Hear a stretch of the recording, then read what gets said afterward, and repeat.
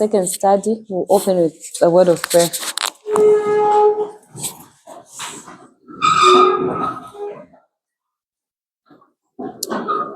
Let us pray. Holy God, we thank you so much for your mercy and grace. We thank you, Lord, because you keep on giving us this opportunity. Help us to use this time as we are together to bring together our minds according to how we've understood the truth for this time. There's a lot of things that we've been learning, but sometimes as individuals, we are perplexed, we are overwhelmed, or we think we would have understood certain things. But when you look back, we actually see that there's certain points that we missed.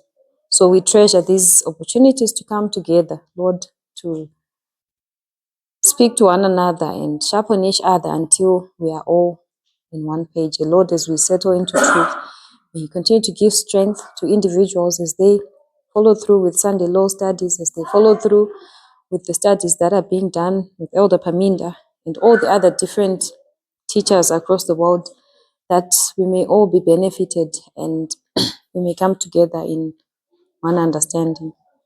May we take this experience back to our fellowships as well and continue in whatever topics we're going to be looking at, especially for the topics for this time, the Sunday law topics, that we may understand the external events in our time and how it's merging with the symbols that we were given by the prophets of old. Lord, we know you say it done. May honor and praise and glory be unto your name, because we pray in Jesus' name. Amen.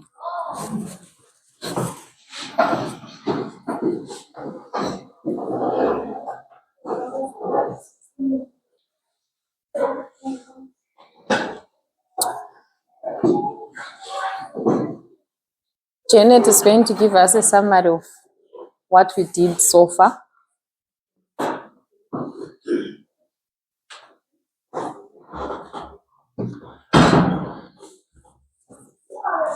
Whilst the microphone passes to Janet, what we are doing, it's not anything out, it's nothing new, because these things have been done by Elder Paminda already in Slovakia. It's a recent camp. But what we're trying to do is to bring it closer home and to understand, to see if we've understood it and to settle into at least something that is clear in our minds. I hope we can see and appreciate what we're trying to do. Okay, Janet? So we've been looking at the studies that have been done in Slovakia by Elder Paminda. At first we looked at the summaries of Revelation 12, 13 and 17. Then we saw that there are symbols there in those chapters. We see the red dragon, 7 heads, 10 horns, 7 crowns in Revelation 12. In Revelation 13, we see the sea beast and the earth beast. Then we also see a repetition of the heads, horns, and crowns, and an enlargement. In Revelation 17, we see a woman sitting on a scarlet colored beast. So those were the symbols that we see in those chapters. Then we are now looking at methodology, how we've been applying or misapplying some of the symbols that are found in those chapters. And we've been looking at the woman and the beast as the symbols. So we've also looked at the dispensations that are found in those in Revelation, that we're trying to figure out the application of. We've looked at the dispensations that include Babylon, Medo-Persia, Greece, Rome what? I can't see there. Pagan Rome, Papal Rome, USA 1 and USA 2. So we've been trying to figure out the application of the symbol woman I think that's what we've done in the last class. Thank you so much. Anyone else to add?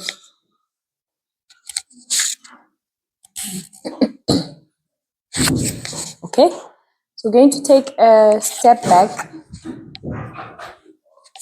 because we want to understand how this works. Because I just assumed that people knew when we're saying natural, spiritual, literal to literal. So we'll take a step back and explain this bit. So in parable methodology, remember that's how we study. Jesus was a living parable. They taught in parables. Their mission, their life, it was all a parable. So when we say parables, what are parables?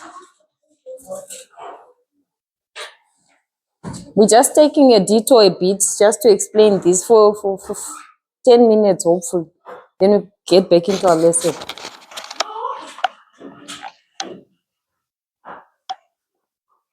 We don't know parables.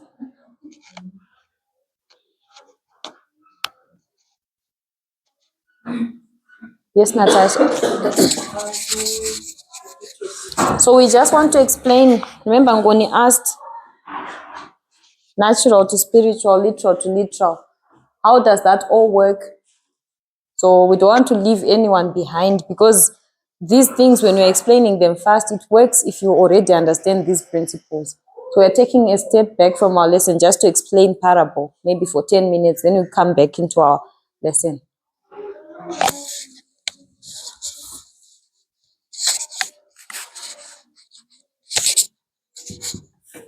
Okay, so when we look at the way that Jesus taught, Jesus would use events, situations, or descriptions that were familiar to people around him, and Jesus would use those familiar situations, events, and stories to help people understand the spiritual. Okay, so Jesus would use familiar stories to help people understand spiritual things. We do it every day. We use examples.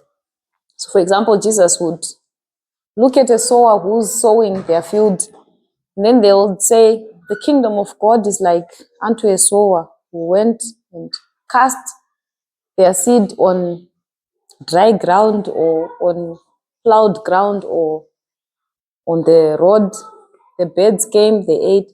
So it's things that you see in everyday life, and then they would make an application or draw out a lesson out of that example. So that's what parables are. You use things that are known because someone wants to understand something that they don't know.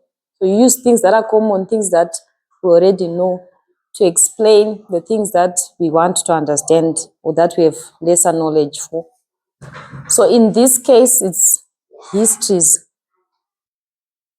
The history that we want to understand is this one. Why? Because we are living through it. We're actually trying to understand what is what. And so we have lesser information of this dispensation because it's unfolding. So in terms of that, we can go back to previous histories and see them as examples. And once we understand those histories and their layout, their structures, we can actually see if a king of the north does this, they are about to do this. Therefore, we identify what's being applied as a king of the north in our history. And then once we see them doing a similar thing, then we know whatever else is going to happen. So because we have these histories, they become our parables. So parables can be literal things that we know, a literal field, a literal animal, a literal person, or they can be histories, they can be models like marriage or I can't hear culture, huh? Agri. Agriculture. I said, okay, agriculture, building, steps of salvation, all those different models, they're helping us to understand our experiences. So that's what's parables. So in those parables, we have certain tools that we have to understand parables. So because I'm saying there is a plant in a field and this plant is representing your experience, I cannot then say you are the literal plant, or that's why we say you cannot apply parables literal to literal. You cannot expect me to give you an example of a plant to understand, I don't know, like, and then apply it as a literal plant in the end. It doesn't make sense. Leah wants to help me out. She can see I'm struggling. Go ahead. Yeah, go ahead. Yeah, I was thinking of the example of slavery, Uh-huh. where the modern glorious land USA, they said they had slaves and they would justify using the Bible to say it's in the Bible. Abraham had slaves, so we should also own slaves. But then in their time, they were doing like literal to literal, take it from the Bible, applying it to themselves. So it was bad. So that's a good example. They would go back to a history in the Bible where Moses owned slaves or Abraham. They don't consider the context or whatever, anything. They just say because our father Abraham had slaves, therefore we are justified to have slaves. So that's a literal, taking Bible literally and then applying it literally in another dispensation. I don't know if that helps. It makes it. Huh? I still want to ask. Yes, you are free to ask. I think it's good because we all learn from that. So maybe from this concept of natural to spiritual, I'd like to understand if one natural story, as we are saying, there are different dispensations. Can you have one application which is spiritual in this dispensation? Then maybe in another different dispensation, can it have maybe the same application, or is just always different in different dispensations? So Janet wants to, I want him to give maybe an example okay, of where that happened. so that we can actually visualize. So do we all get Ngoni's question? We all get it, yeah? You got it? No, someone didn't get it. Can you, if he maybe gives examples, an example of what he's saying. Okay. Yeah, okay, I'll just repeat it in my own words and see if I got you correct so that someone else can get it. So Ngoni is saying that can you know that you can't have like this history as a natural history and then understand it to be like just the same as that in our history, literal to literal. But can we not do it now if it's Babylon and Middle Persia? If it's not necessarily our history, can we not have a literal application for Middle Persia? Is that what you're asking? Or not? Maybe I didn't get your question as well. Maybe an example would help. Give, okay. So an example that I'm thinking of is Church and Satan, got the woman and the beast. I'm going to say it is Ellen G. White said that the fifth kingdom is Church and Satan. Then in my mind also, I don't know, Ellen G. White also tries to prove Church and State in the first Babylon. And she just taking the symbols and applying them maybe in the same way in different histories, though she doesn't try to prove it in the history of Greece or maybe Medo-Persia. But in Babylon and Rome, to me, it seems like she did that. So I'm saying with the same symbol, woman and beast, is being applied in church and state in Babylon and also in Rome.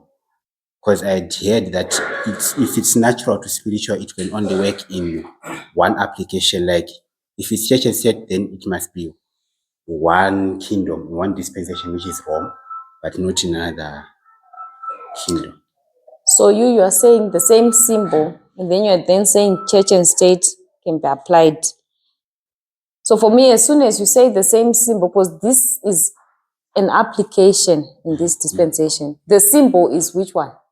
The woman and the The beast. woman and the beast. I don't think Ellen White says the woman and the beast in Babylon, you can see them as this and that.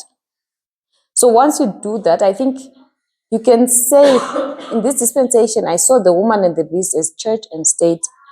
Then you can draw out now characteristics that you can see in Babylon that it's got some similar characteristics, but not saying that's the application of these symbols. Because remember, we have to keep our eye on the symbols.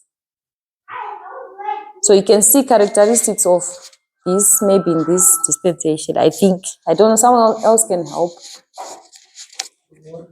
Yes, Libert. So, what is fulfillment of a symbol in a history? For me, I think when we say a symbol is fulfilled, like the woman and the beast, it is when we have a real life entity behaving according to the prophecy or according to the description of what a woman is in symbolic language. So, in the time of Babylon, which real life entity is fulfilling the role of the symbol woman? Is it a church? In paper Rome, for example, which may be simple for all of us, the real life entity that is fulfilling the role or that is fulfilling the symbol woman is a church. Then we can see some of the things in Babylon, Medo-Persia, Greece, and other kingdoms that are similar to what the church is doing in that dispensation. I think that those are characteristics. So we can make a comparison or a contrast between the church in papal Rome dispensation and an entity in Medo-Persia, for example, that's fulfilling the same symbol, woman. So in Medo-Persia, for example, you go there, you see a religious entity behaving in a certain way that is controlling the kingdom. You come to Rome, you see another entity controlling the kingdom. Those entities controlling different kingdoms are fulfilling the same symbol, but they're different entities. We have a church in one dispensation controlling the beast, but we can't have the church throughout. We have different entities controlling. Yeah. So I think what I'm trying to say is which real life entity in each dispensation fulfilling the symbol woman. Maybe it's too long. I'm hoping that the next step will also help clarify. We'll talk about it a bit more. If it doesn't, I've written this down so that we can remember and come back to it. So also, there's one thing also that I'm still trying to understand and how that works. Because remember when we began, what did we say?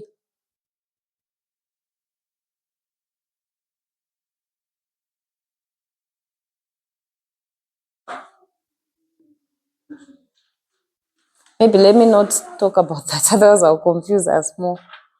We can talk about it maybe another time once we understand these things. Okay? So we'll move on a bit. Ngoni, we'll come back to your question. You let me know once we do this. If it doesn't answer, then we can always look at it another time. Okay, so far we have talked about the symbols that we see from Daniel, the symbols that we see from John. And we saw that in Daniel, he just gives a generic one thing, gold. From gold we go to silver, bronze, iron. In chapter 12, it talks about that animal with 7 heads and 10 horns. Same as it is in chapter 13. It even tells us of that animal having one of its head slain and all that. It's just talking about it in terms of the animal. But when you go to chapter 17, it then actually tells us, okay, that animal, actually there was a woman riding it. So it brings another dynamic. Now we see two entities, basically, that animal and the woman, that we didn't quite see. We had no visibility of it from the way that John was speaking of the same story in these prior chapters, or from the way Daniel was talking about them in this chapter 2. We're just seeing one solid thing: gold, silver, bronze, iron. On the feet, that's when we can actually then maybe see another symbol being introduced, which is clay, which is somewhat similar to what we are saying about the woman being introduced in the chapter 17. Okay, why was I saying this? I don't know. Okay. We don't know. Okay. So that's where we started off. And then we saw that these symbols, these things that John and Daniel talk about, they are kingdoms of Bible prophecies. And so we started looking into this symbolism of the woman and the beast. And we talked about how it's been applied in how we've known it to be applied in different times. We listed these things. And then we separated that the woman and the beast, they are the symbols. All these other ways of understanding them, they are applications that we have seen being done by our pioneers, Ellen White, or whoever else. And they're being applied to different to these different kingdoms or dispensations. And then we took the example of the symbolism of church and state, where the woman is the church and the beast is the state. And we wanted to see where has it been applied, or where does it actually apply. At first, we thought it was throughout the whole kingdoms, but then we actually then saw it as an application, it's actually this one, because that's when you see a literal church controlling a literal state, these two entities that are coming to play. It was in papal Rome. And then we rubbed out all the other things.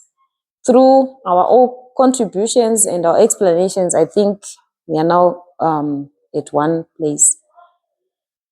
So then the next step will be, yes, we know that it's natural to spiritual. It cannot be literal to literal. So how then do we know in our dispensation, Kuti? Therefore, that thing is this. That symbol of woman is this in our time, or that symbol of a beast is this in our time? That's the next question. Where do we look? What do we need to do? Let's discuss on that.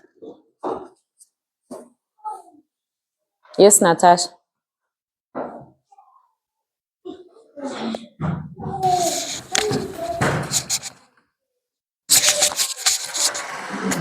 On Zoom, you are free to unmute or to. Oh, there's a comment in the section. Wait.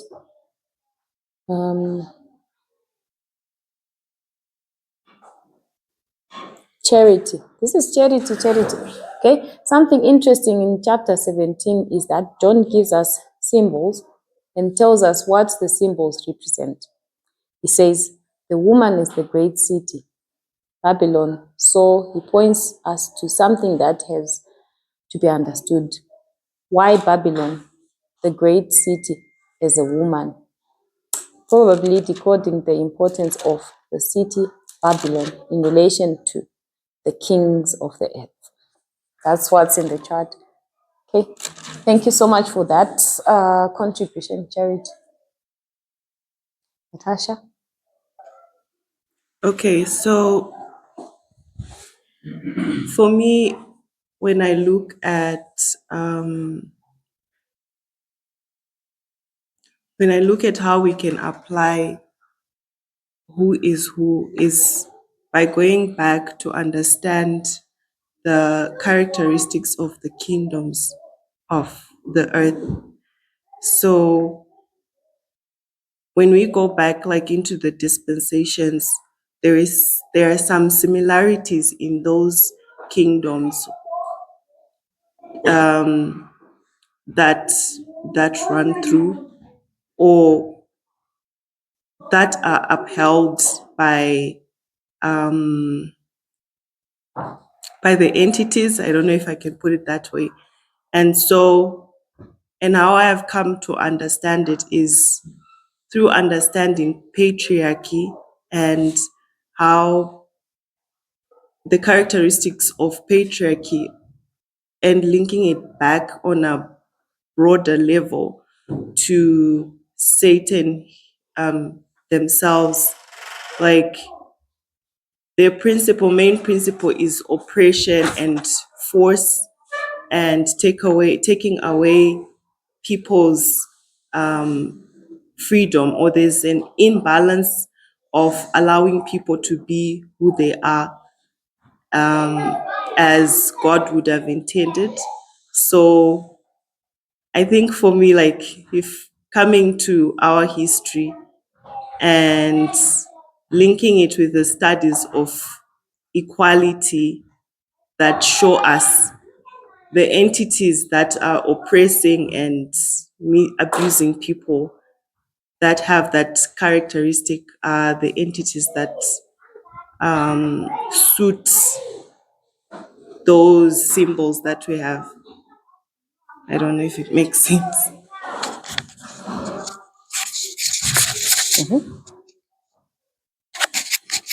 So Natasha took us into our dispensation, and she talked about equality and patriarchy, and then she's taking us back to those entities and seeing.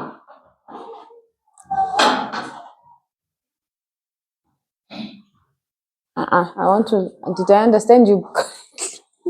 I don't want to misrepresent what you said. If you can just say it again in summary, yeah.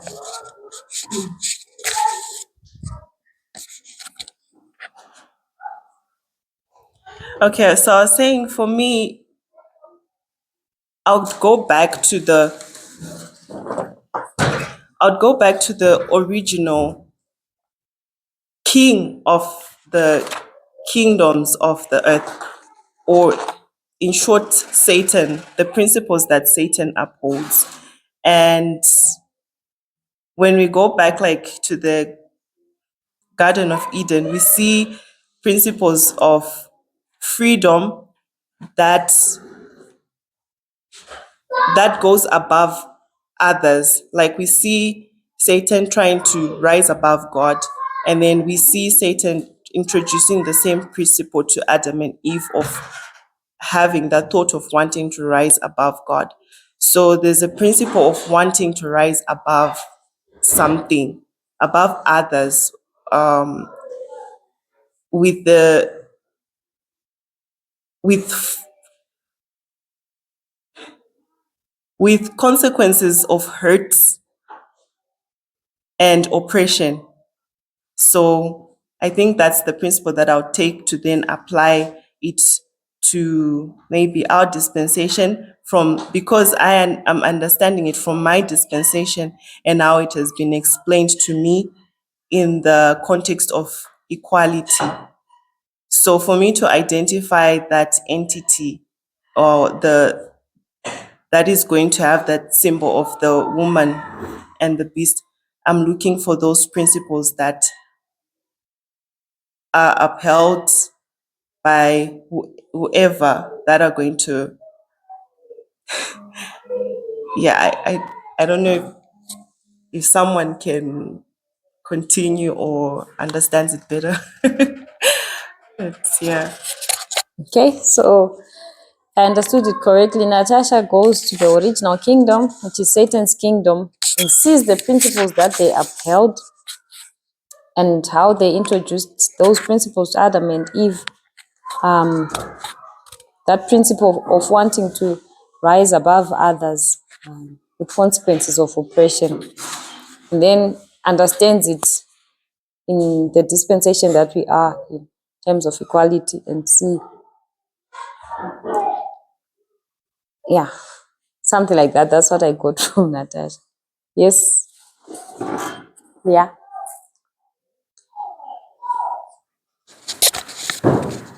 Okay, I'm sort of forgetting the question, but what I'm thinking is, So what are you answering?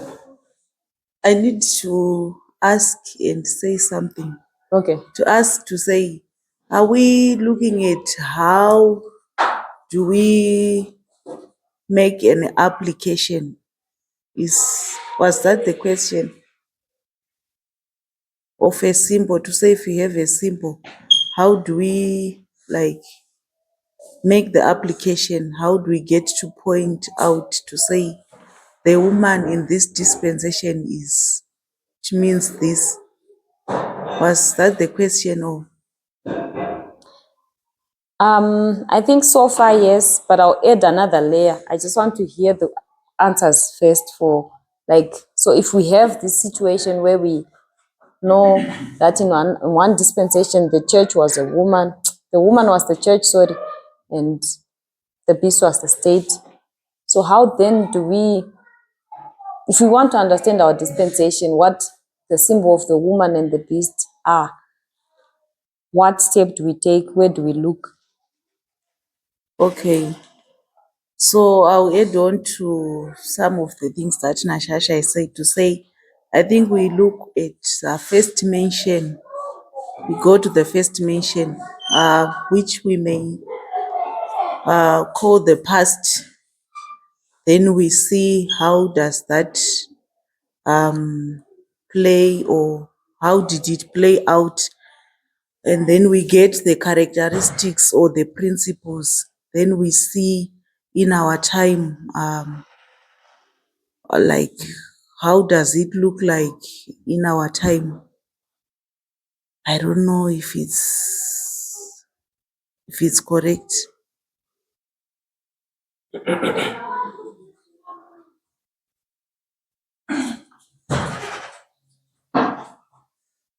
So Leah is taking us to first the principle of first mention, and she's saying we look at the characteristics or the principles that were there and see how it looks like in our time.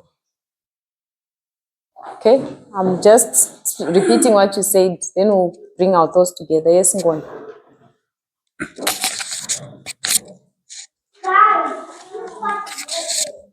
I'm sorry today I'm full of questions. It's okay. Okay. So first of all, I wanted to ask, like we wrote woman as church, then the beast as state. And I wanted to ask, um, who made that application, or who is making that application in the first place? And how are they making that kind of application? Maybe it might help answer our question.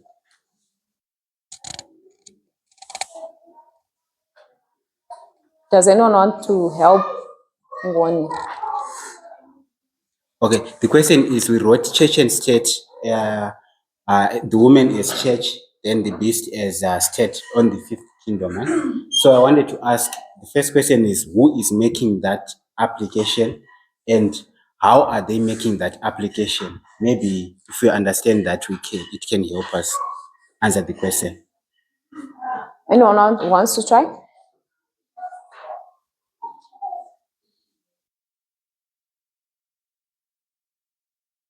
Then they want to try.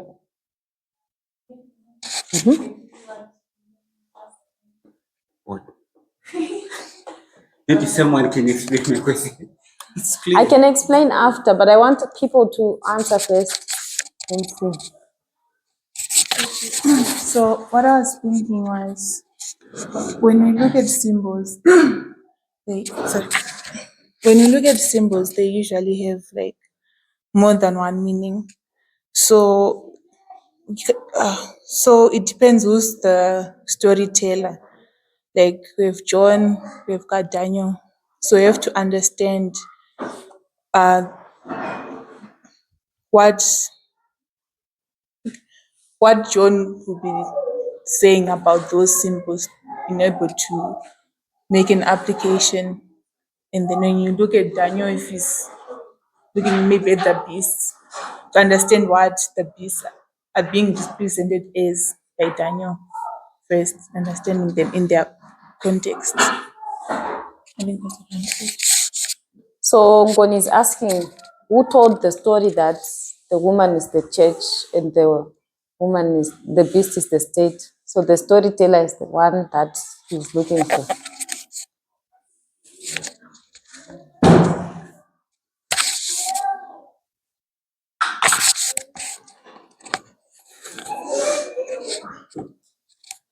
Ruth, Can I know.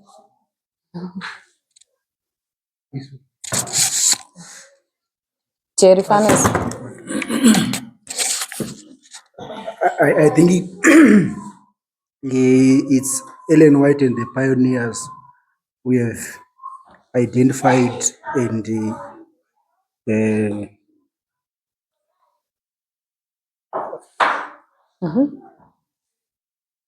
Does that help, Ngoni? yeah, Because you asked who made that application. So Jerry's answering that it's Ellen White and the pioneers.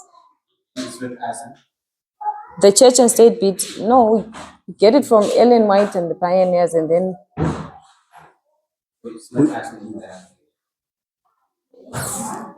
when you say it's not us making that application, what do you mean? Like, we are not the ones saying that if we want that from it's church and state. It's not us who is making that application. Yes, we read it from Ellen White. She's the one who tells us, and the pioneers, they're the ones who studied that and saw that the woman in or whatever dispensation they're looking at, this dispensation is actually the church, and then the beast is actually the state. We were reading it from Great Controversy and other books like that.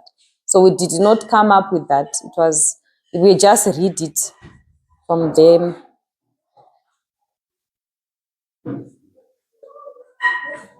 Huh? So it helps. Yeah, the second part. You have a second part of your question. And I was like, how How? they came up with that? Someone to explain.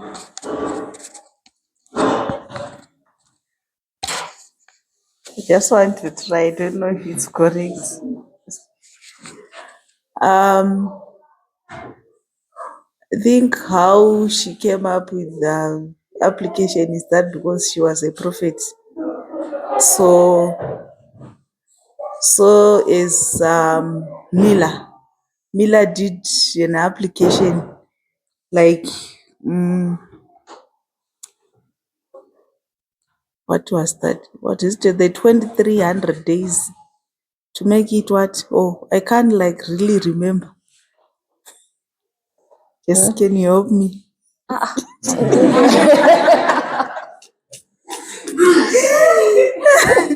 Okay, like always, like what most of the prophets or most of the the Lord was leaders do, like they make applications. So you are saying what? How? Because leaders made applications. Because the prophets make applications.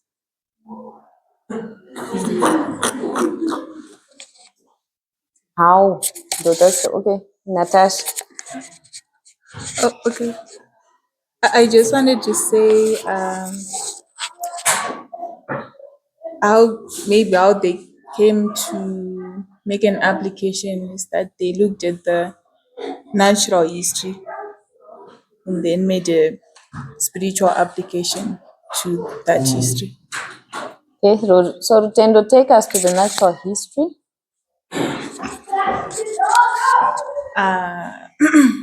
So I was thinking prior the Millerites history, there's the history of the transition from from pagan Rome to papal Rome, and that when the papacy came about, they were put on the throne by pagan, and then you see them persecuting God's people in that history for a certain period of time, and then it ends at a certain period of time. Okay. Anyone else with something to say? Liberty.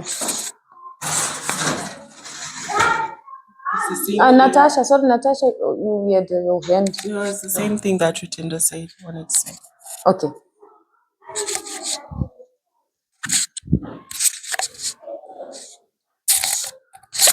So the question is how they read the Bible. And I think there are specifications for each kingdom or each symbol when we're dealing with, especially these dispensational symbols. Daniel was told maybe for the time 3 kings shall rise in Persia and the 4th one shall be far richer than them. So it would be easy to identify the 4th by his riches. That's an example. And when you come maybe to the 5th dispensation, it's going to run for 42 months, which is 1260. With one specification, you can bookend it with a certain period of time. You can even go to how it practices its power. So the pioneers would read a symbol in the Bible and look into history to find the fulfillment of the symbols. So history would respond to the voice of prophets, would respond to what is written in the Bible. So when history and the Bible agrees, they come to a conclusion that therefore what is being said in the Bible is fulfilled by this kingdom, because its history and biblical account are agreeing. So yeah.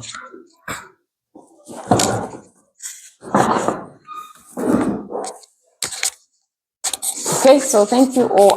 I like it when we all say our thoughts. I think it helps us when we verbalize them. Sometimes you can actually see where you are making a mistake or where it's making sense or where it's not making sense. And when someone else says it, you can understand it better. So that's why we keep on talking and talking. Okay, so there's a comment in the chat. It's Charity. She's saying, I think looking at what John would help. I don't know. Okay. Understand why John says the woman is the city of Babylon.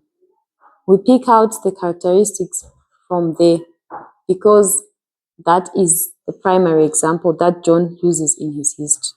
So I think saying something similar somewhat to what Liberty said about Daniel, because sometimes these prophets, they tell us what these symbols mean.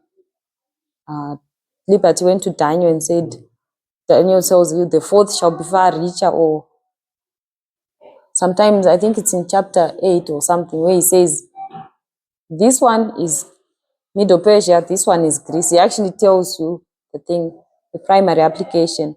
So that's what Charity is saying, that when you look in Revelation 17, we need to understand why John says that the woman is the city of Babylon. Then we pick out the characteristics from there. So the prophets themselves, they actually point us where to look. And then we start out working out. Just like what's been said there, when the prophets in their prophecies then agree with history, and when we work out those characteristics, that's how they then come up with saying, therefore, when we look at this history, the woman is the church and the beast is the state.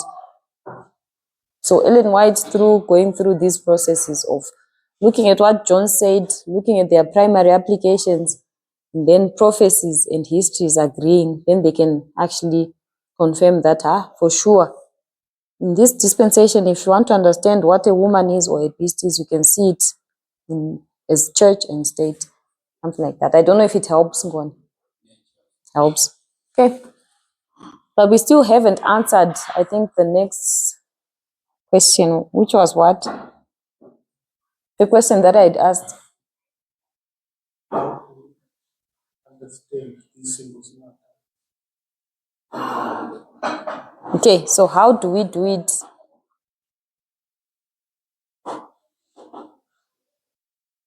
Or maybe that's why Ngoni took us back to this example to say, how did they do it in the first place? I'm asking this because there's a specific trap that we fall back into. That's why I keep on asking it. So I want someone to fall into the trap and then we then we pick them up from. I think maybe you cannot fall into it because we already talked about it, like, because you can't go back to this dispensation. Yeah.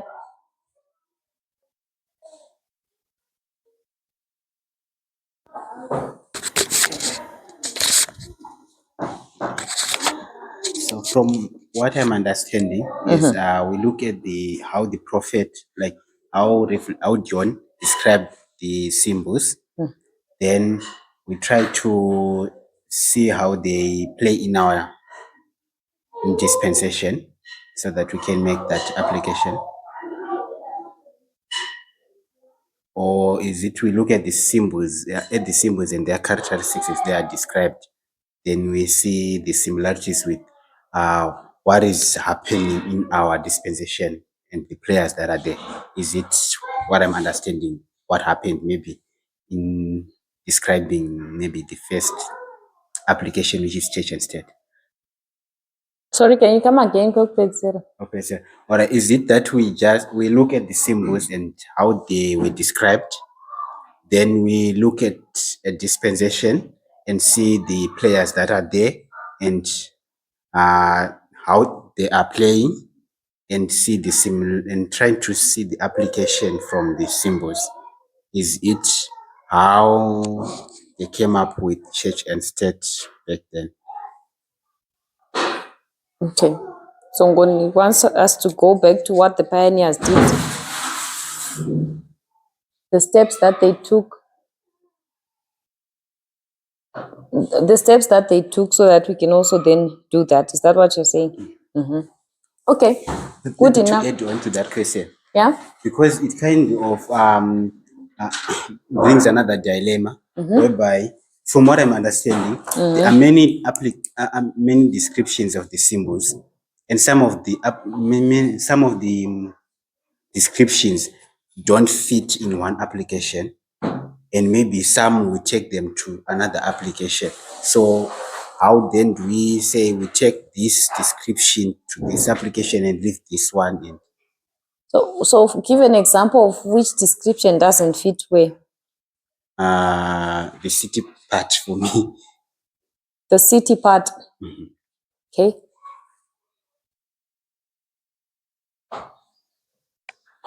So you're saying when it says Babylon is a great city, it doesn't fit for you in certain places. Yeah. Okay. Charity, how does that go? You're the one who gave us that, or anyone else?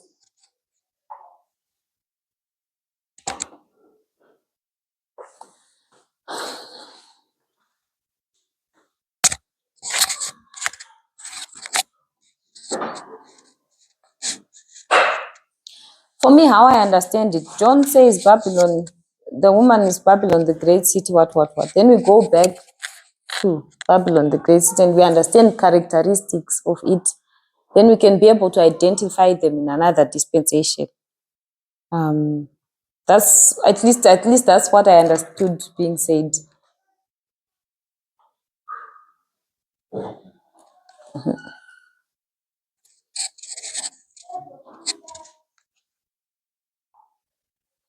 Okay, so I think where I want to, maybe I'm asking my questions wrong, so forgive me for that.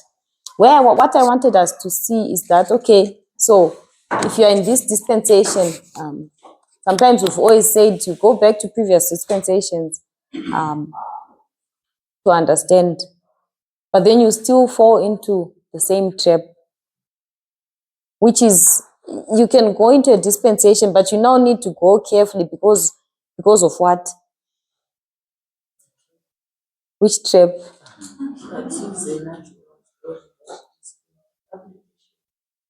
Yeah. That this is an application, and you can fall into the trap of then looking for a church and a state in our dispensation. So going back, yes, it's good, but we have to go back knowing what we are doing, and not then taking the church and state literally into our dispensation.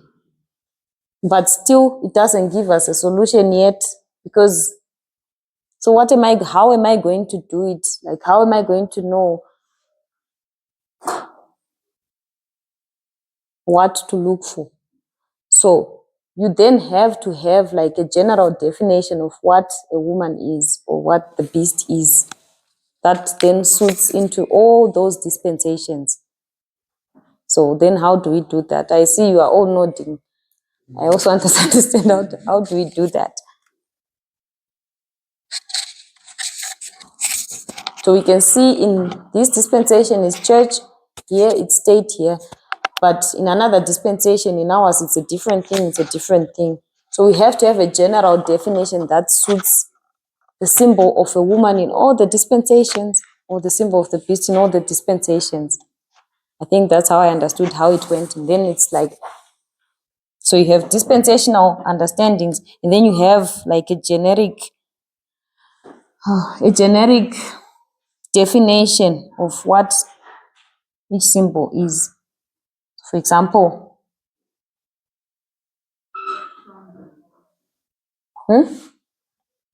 Leah says something. Sunday law. It's the same trap, because it's an application, I think, in another dispensation. So we have to have like a generic definition. How was it defined? Yes, Ngon, before we do go to that. Like the woman. Okay, so Ngoni says we can just say the woman is riding a beast. It's a description. So that we already get it from John. But it still doesn't define what a woman is or what a beast is. It's describing what's happening. The woman is actually riding the beast. I think your answer, that's what it's not telling us what then is the woman, what then is the beast. You see it? Yes, CJ.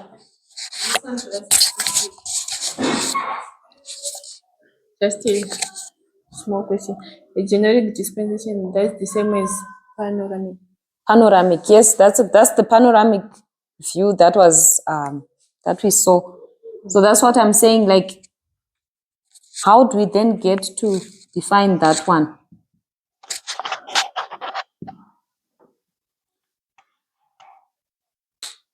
Because we see, I cannot take a definition from one dispensation and then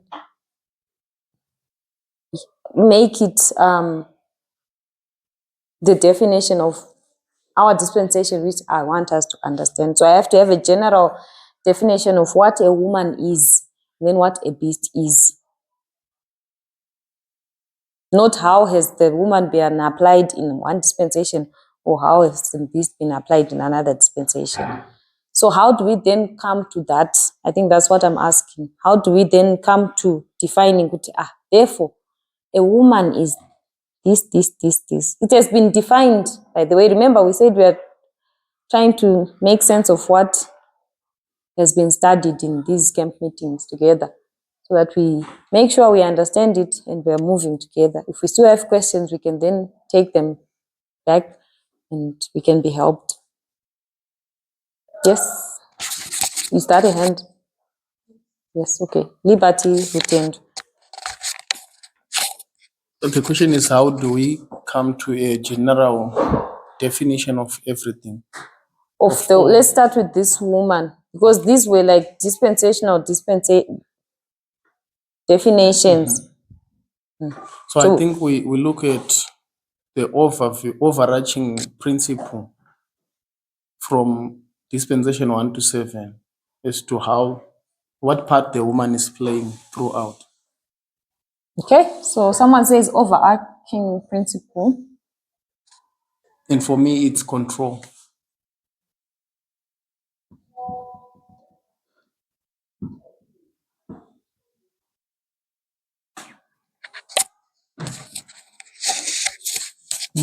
Then what? Then maybe understand the type of control.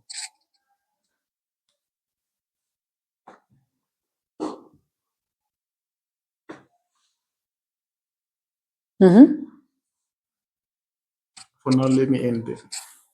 Okay, so that's what Liberty would do. We'll come back to him at the end. I kind of lost my train of thought, but I wanted to say to look at the characteristics that maybe ideas that characteristics of the woman, how she's being described in this chapter. So Rutendo takes us back to what has been said by Charity, characteristics.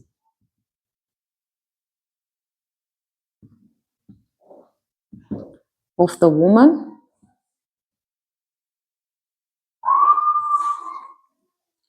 And how it's been described in the chapter.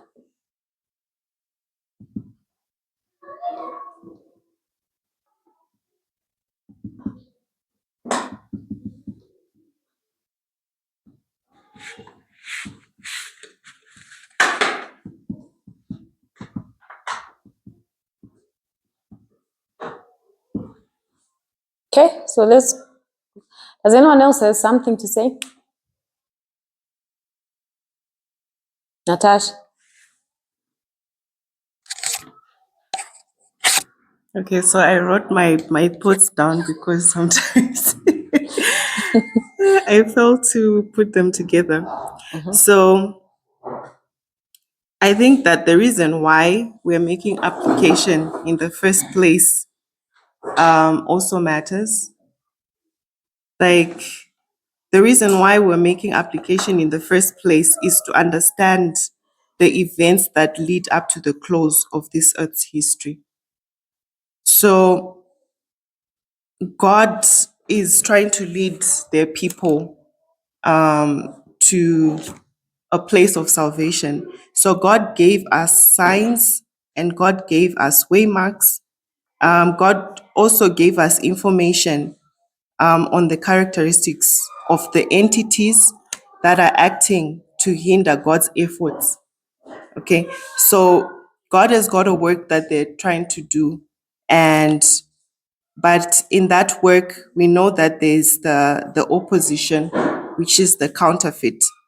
So there's this entity that is hindering God's efforts to redeem their people, and information is given on them, how they're hindering God's efforts and how they do it basically.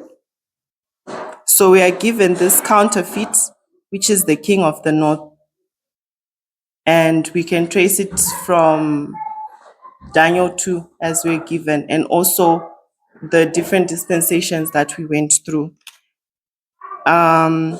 And the king of the north, like Liberty says, it has this principle of control. So the king of the north is a symbol. So by understanding how they counterfeit God's efforts to redeem their people, I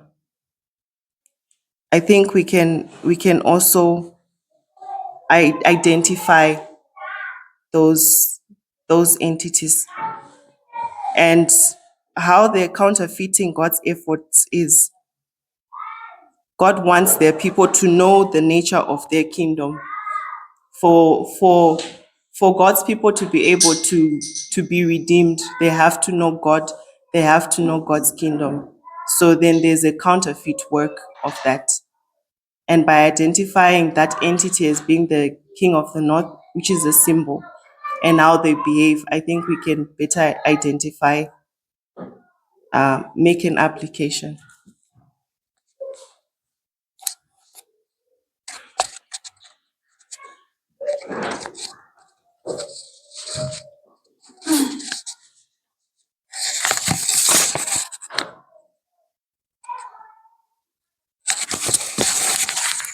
Okay. So Natasha gave us like an overview of what God is trying to achieve to lead their people, guide them through this end of the world history. But in doing that, there are entities which are hindering God's efforts. And those entities we've been given them. So she gives the example of the king of the north. Natasha suggests that we go to another symbol so that we understand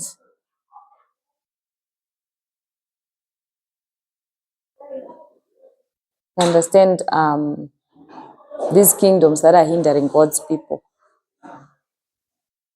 Which is fine, I don't dispute that, but I think it still leaves us with the same, okay, it helps us to have the bigger picture, the overview, but it leaves us with the same situation. You just took us to another symbol, which is the king of the north. In this case, it's the woman that we want to understand. We would still have to take, I think, the same steps for the king of the north. I don't know if you get what I'm saying. For that kingdom, that is, for that entity that is hindering God's people, however you put it. Yes, Natasha.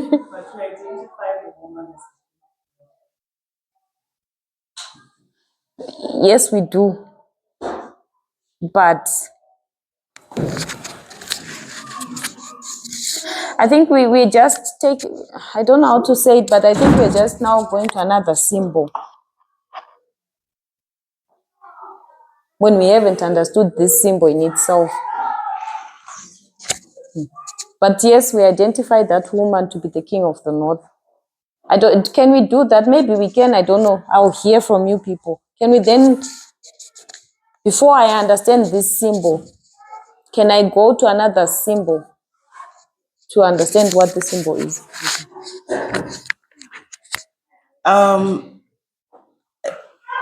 I don't know if I got it right, but when we were trying to understand the dispensations, we said that the woman was a symbol, not an application. The woman is the symbol.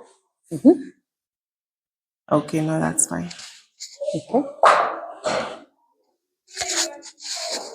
But I think that whole overview, for me, it's good. It brought back things into perspective. But it's just the part of then going to another symbol. Before I even understand this symbol, maybe. Even though I know they are the same thing, but I want to understand what the woman in the story of Revelation 17 is. And then the king of the north, I can go to where the story of the king of the north is to understand what it brings again to the whole picture.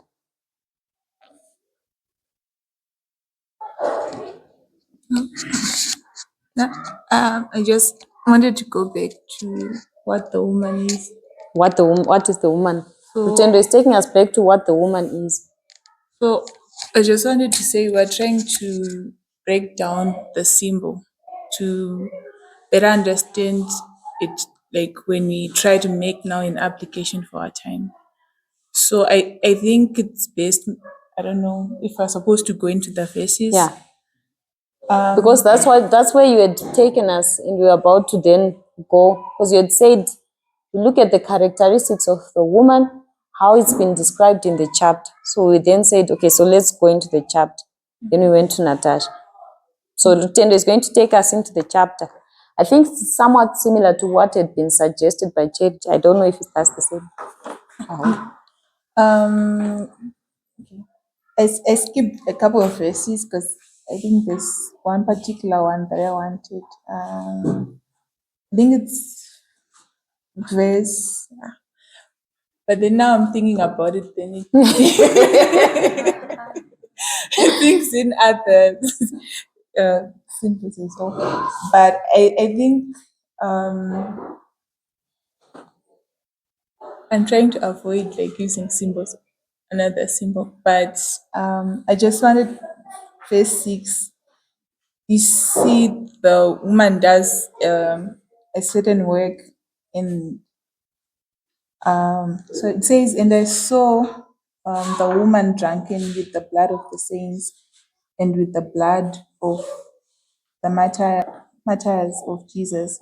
And when I saw her, and I wondered with great admiration.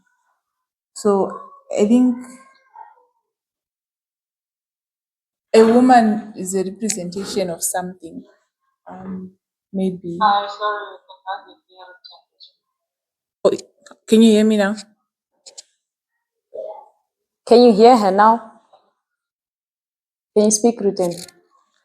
Yeah. Justina, it's breaking up in and out, so we hear some words and then she fades off, then she comes back. So we just about making out what she's saying. Okay, so I read verse 6.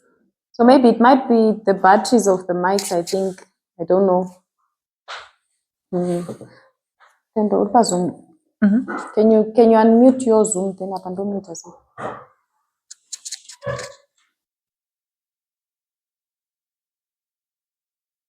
Okay. You can speak on Zoom, yeah. Okay, so I read verse 6. Okay, wait. Can you hear her now? Is that better? No, not at all. No. Oh, wait.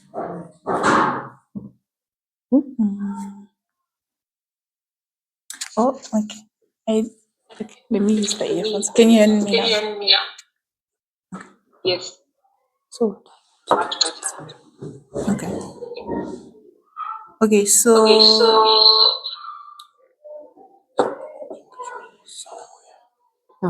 So okay, so I read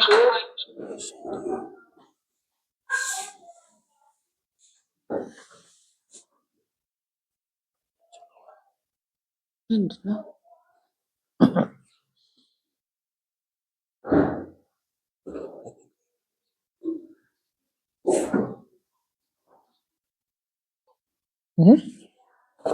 Yeah, you can go ahead, Ruben. Okay, so I read verse 6. I think we can start from verse 4, 5, and 6. So I read, and says, and I saw the woman drunken with the blood of the saints and with the blood of the martyrs of Jesus. And when I saw her, I wondered with great admiration.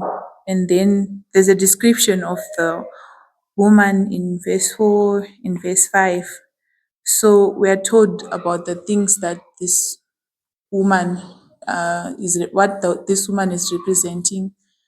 So she's something that is like an idea or ideas that she wants to use. That, yeah.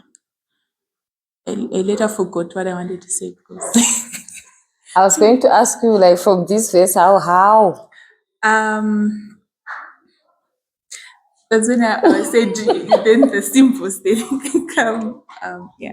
So I think she's representing something. I don't know.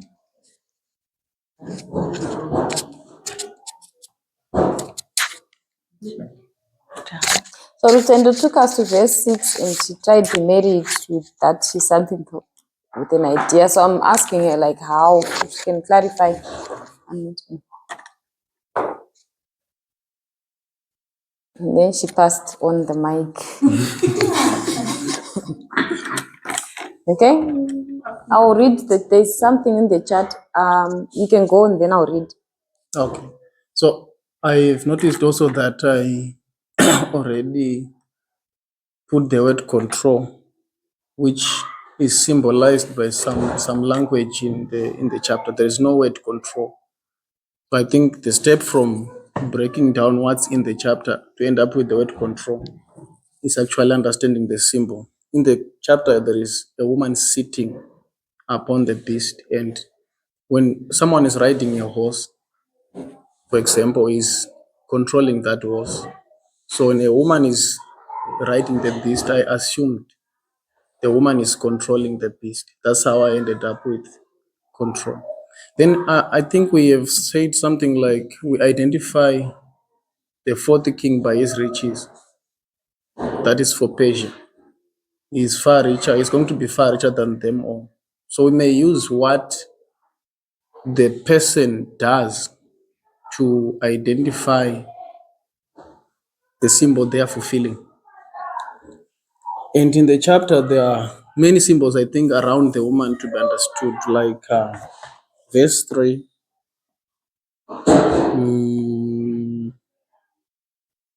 No, verse 2. There is fornication, there is wine of a fornication. So, fornication to the kings and wine of a fornication to the inhabitants of the world. That is symbolic language. Maybe if you understand what is wine, I think from our general understanding of that, it talks about the doctrines and the ideas or ideology. So, yeah, still assumptions that the woman controls the inhabitants of the earth with the doctrines and ideas from verse 3. I don't know about the fornication. So we are identifying the woman by what she does. When we see someone assuming control over kingdoms and how they do it with ideas or with doctrines or philosophies.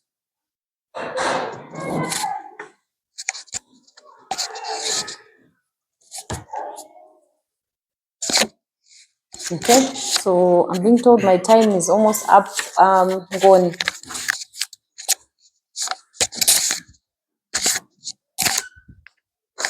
Okay. On the question of how, I wanted to say that from what I understand is God doesn't choose symbols randomly. He chooses them perfectly in a way that can help us, and he chooses them specifically to a parable. So in this case, we've got a woman riding a beast. So in my understanding, now we know the concept of there is control. But from what we understand in natural terms, that women don't control beasts. And I'm saying back then, you understand? That women usually were not the ones that had to ride on beasts. And God could have chosen a man to ride a beast in this parable and gave it to John and say there was a man riding a beast, but he specifically chose a woman. So to me, it gives me a sense of that the woman was not supposed to be riding a beast in the first place, but she's doing that in this parable. So it kind of gives me that I don't know what to explain it, but that she wasn't supposed to be doing it, but she is doing it in this parable.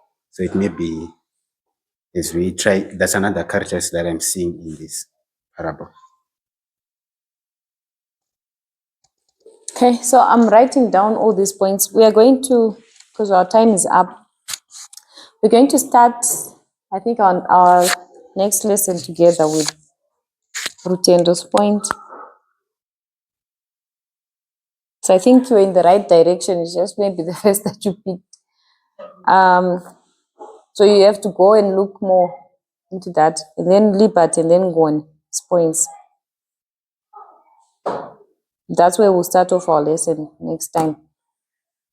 But I think we've had a good discussion, and for me, what's important is to actually draw out all those thoughts, and because it challenges you as an individual, it challenges us as a group. Do we actually understand these things? What steps do we take? What steps am I jumping? Because most of the times, if you are just there on your own, you'll be thinking, it makes sense, it's like this, until it's challenged, and then you start seeing, I actually missed a step or this. So So I think it's a process that's happening to all of us, and it's good to go through it, and even in our own spare time.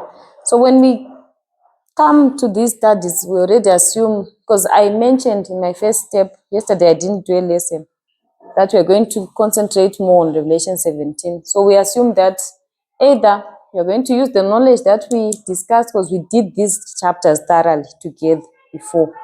So I'm assuming you're either going to depend on your memory bank, of which, if you have memory like mine, usually mine fails me, or you find some time during this camp to go back and read the chapter, go back to your notes and just have a general working knowledge, so that when we come to these classes, we're actually talking about things that we know. So if we haven't done that, we can go back to these chapters, just have a refresher. If you have notes that we did together or from wherever else, so that when we are doing these things, it makes more sense. So I hope we have been benefited by what we discussed together. We're trying to understand the symbology of the woman in Revelation chapter 17. And we are seeing certain of the things that we had in mind. There are certain blockers that cannot allow us, due to methodology, to do whatever it is that we thought, it's simple, I can just do this, this, and this. So we have to be more careful and, deliberately see where we are using correct methodology or not. We are leaving it where we want to. Okay, so we've established that you cannot then take an application in one dispensation and just look for those applications in our dispensation. You can't do that. So if you can't do that, then we have to have a general definition of that symbol. So that's where we are. So how do we get that general definition of that symbol?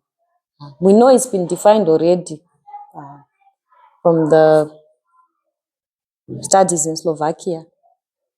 Most of you said you watched them, but we want to understand, like, how do we get to that point? And then we see if we still have questions. If we all don't understand them, then we can lift our questions up to our elders or whoever else can help us, and then we can all be moving at the same page. So thank you so much for your participation, and may the Lord bless you. Does anyone else have a question or a comment before we pray?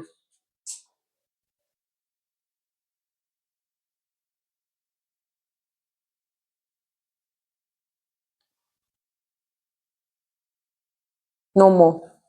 Okay, so we'll pray. Thank you so much.